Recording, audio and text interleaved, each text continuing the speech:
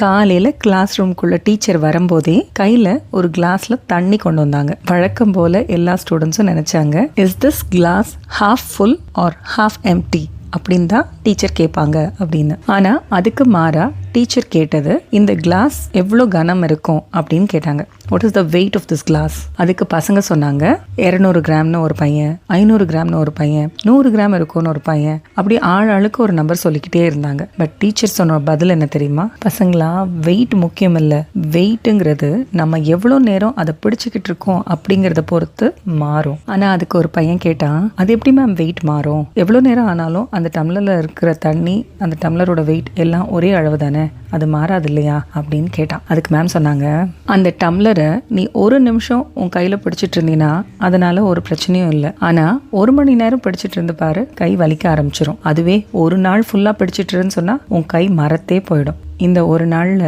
அந்த டம்ளரோட அளவோ இல்லை அந்த தண்ணியோட அளவோ மாறிச்சா என்ன? எந்த இடத்துலையும் அது மாறவே இல்லை. ஆனால் ஏன் நம்ம கை வலிக்குது? The longer you hold the heavier you feel. புரியுதா?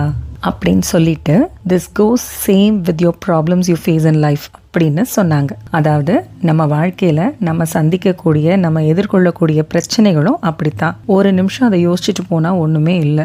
ஒரு 4 மணி நேரமாக அதையே உட்காந்து யோசிச்சுட்டு இருந்தீங்கன்னா அது வலிக்க தான் செய்யும். நாள் முழுக்க அதை சுமந்துக்கிட்டே தெரிஞ்சிங்கன்னா வாழ்க்கை ஒன்றும் இல்லாமல் போயிடும். முதல்ல நம்ம நிம்மதியை தொலைச்சிருவோம். ப்ராப்ளம்ஸ் என்ன உங்களோட பெர்மனன்ட் லக்கேஜா கூடயே வச்சுட்டு சுற்றுறதுக்கு? அப்பப்போ இறக்கி வைங்க. முதல்ல நமக்கு பிரச்சனைகள் இருந்தால் அதை அக்செப்ட் பண்ணுங்க. ஆமாம், நமக்கு இப்போ பிரச்சனை இருக்கு அப்படிங்கிறத அக்னாலேஜ் பண்ணி ஒத்துக்கோங்க. அதே மாதிரி அந்த பிரச்சனையை ஒரே நேரத்தில் எல்லாத்தையும் சரி பண்ணிடணும்னு சொல்லி ஓவர் பர்டன் எடுத்துக்காதீங்க. அந்த பிரச்சனையை சின்ன சின்ன ஸ்டெப்பாக பிரித்து கொஞ்சம் கொஞ்சமாக சால்வ் பண்ண பாருங்க. உங்களுக்கு ரொம்ப நம்பிக்கையானவங்க கிட்ட மனசு விட்டு பேசுங்க. உங்கள் பிரச்சனைகளை சொல்லுங்க. உங்கள் மனசில் இருக்க பாரம் குறையும். அதே மாதிரி உங்களுக்கு நீங்களே கொஞ்சம் பிரேக் எடுத்துக்கோங்க. ஏன்னா உங்கள் மைண்டுக்கு கொஞ்சம் ரிலாக்ஸ் பண்ணுறதுக்கும் ரீசார்ஜ் பண்ணுறதுக்கும் டைம் வேணும். அதே மாதிரி தான் சில ப்ராப்ளம்ஸ் சரியாகலைன்னா தூக்கி தூர போட்டுட்டு அடுத்த வேலையை பாருங்க. Not every problem deserves permanent place in your life. சில நேரங்களில் அதை கண்டுக்காம கடந்து போய் தான் ஆகணும். You don't want problem? Just die. It's as simple as that. ஏன்னா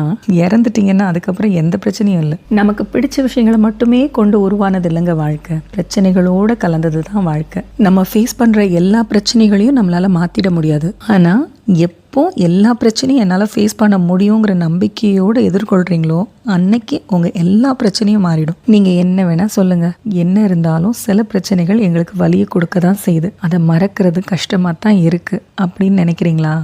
விடுங்க, பார்த்துக்கலாம். இதுவும் கடந்து போகும். Life is as simple as that.